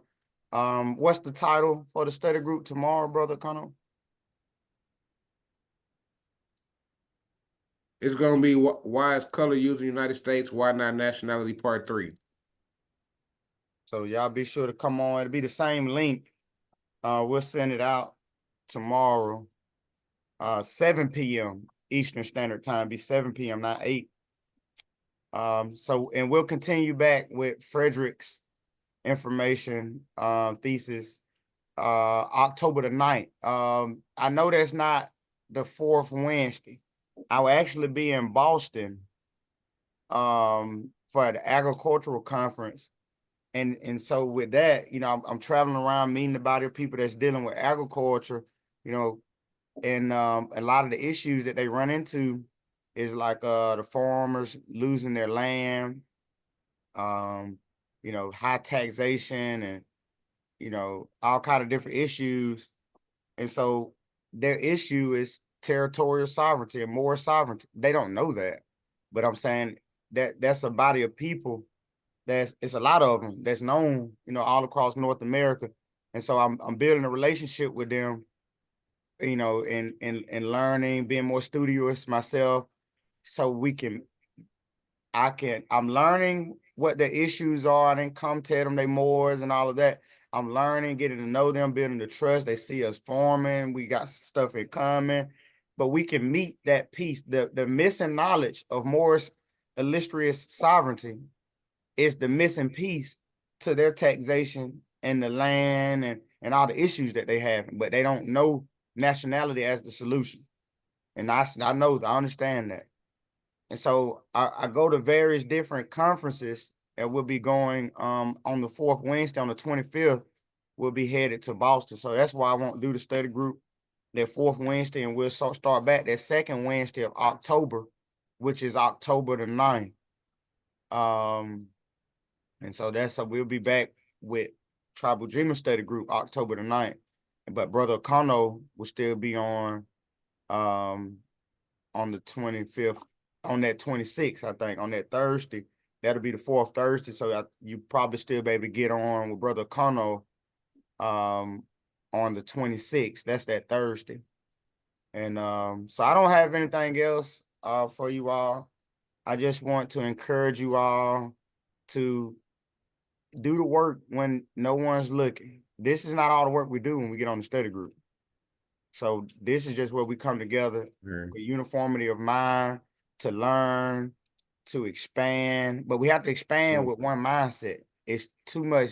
Well, no, but they got to show Brother Quaggy some more love on the YouTube platform. It's too much different ideas and thoughts, and we look like we're expressing something valuable, which it may be, but we look weak to the international community because we just keep talking division. We have to be uniform in thought. Hold on, mute your phone or mouth device. We have to be uniform in thought and mindset. So there's more work that goes on. We need assistance. We need help. It's not enough for us to get on. And I keep saying this. I'm gonna keep saying it. It's not enough just on the study groups 2 times, 4 times, 6 times, 8 times a month. That's not enough. That's so we can facilitate mental unity on what needs to be done. But we need more study groups. We got to prepare for the Human Rights Summit. We need people watching those videos that was posted. For the live streaming, we need people to learn, being part of the Investigative Research Committee. We need people having outreach methods. It don't have to be agriculture. That's just what we use as our outreach mechanism and other things that we use. But having an outreach, a systematic outreach, not and just an event. You can start with an event. That's good to have an event, but I'm talking something ongoing, that's ongoing. But an event is good to start. We do something once a year, study group, once every other week. But yeah. So we what you see on the study groups is not all that's done. That's not all that we do. We do things that you don't see. And so that's what we expect from others, not just to get on here and talk, about what they've done necessarily, but to implement strategies where we are effectively together dealing with reversion to sovereignty, where we're effectively moving on one accord. Just a bunch of random study groups don't really. Now, I'm saying it'd be different topics, but I'm saying we have to be channeling all the listeners to one thought, to one thing, reversion to more sovereignty, not UCC, like as it's the major thing, or we trying to file a trust so we can start a reversion of sovereignty, so having a state and operating in the international community is that's the circle above your head. All the other stuff should be a means of reaching that, not that we already did it. We're already doing it. It's too much of that I want to do it first kind of mindset. It means nothing in reality. It's just, I don't come on to hear you say that and then that's it. We want it to be done. We want to express ourselves in the international community, but we just need to make sure we're like a fist, that we bind our concepts into the Shem Malachi based proposal and plan learning it, and so that we can, as one fist, everybody, we know what we want. I mean, we want stuff. And so as a unit, we're pushing more sovereignty, not UCCs, not, anything else, but reversion to sovereignty, which encompass all of that: taxation, protecting your people, food, education. And so that's the superior thing. Everything under that is, it's just us filling in certain things, but we must, in our study groups, when you do start one, we need to show that we're unified. Go ahead. Wait. Go ahead. What you say? Let me shut this off. You talking to us, bro? Yeah. No, sir. Okay. But yeah, you all, we just gotta move as one. It's a journey. It's not an overnight thing. We haven't done it. Nobody's done it already. Nobody's in the international community, pushing for more sovereignty, and reversion of more sovereignty and post-millennium. And so we need to do that as one collective mind, because we're dealing with various nations. We're not dealing with just the United States. You got a lot of nations that are looking when we talking, and so even if we do go there and we just talking about stuff, we're going to be laughed at and they won't take us seriously. And so that's what we're clearing up. A lot of misconceptions and confusion is why it hasn't been prepared, because there's a lot of misconception. Some people ask, why hasn't it been done yet? The answer to that is because it's a lot of misconceptions and confusion. And so when people tell you that they already did it, they have not done it. They're saying that to you. And then when you hear that, you thinking it's already done. So you get discouraged when you get hit across the head. When you tell them they don't have jurisdiction over you, you get upset when they shoot you, when they taser you, and you say that the Moors just be talking. It hasn't been done. They're saying that.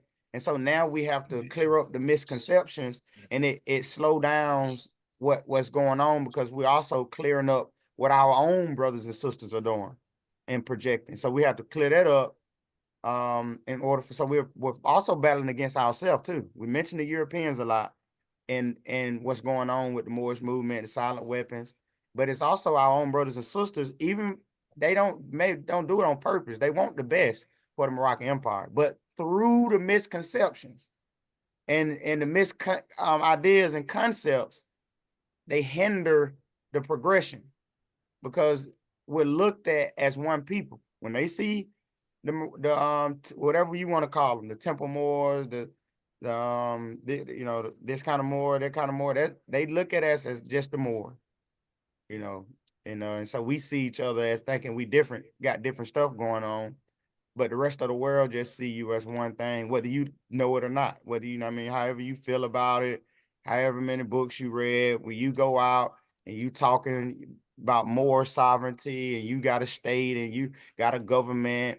They see that when they see us, they see that they thinking we talking like that.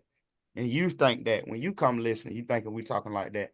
So there's misconceptions and confusions, even on our own side of the field, they're not murdering us, you know, they don't want to do that, but I'm saying that slows down the movement through misconceptions. And so that's why it hasn't been done. And the reason why it hasn't been done is because the maintenance of the misconceptions that's pushed through some of our people we see as leaders. And so we take that and we reproduce it. And so we become not as effective as a civilized state, according to Frederick. And but that's all I got here today. We'll be back October the 9th for the Tribal Jima Study Group. And all is well. Peace. Peace.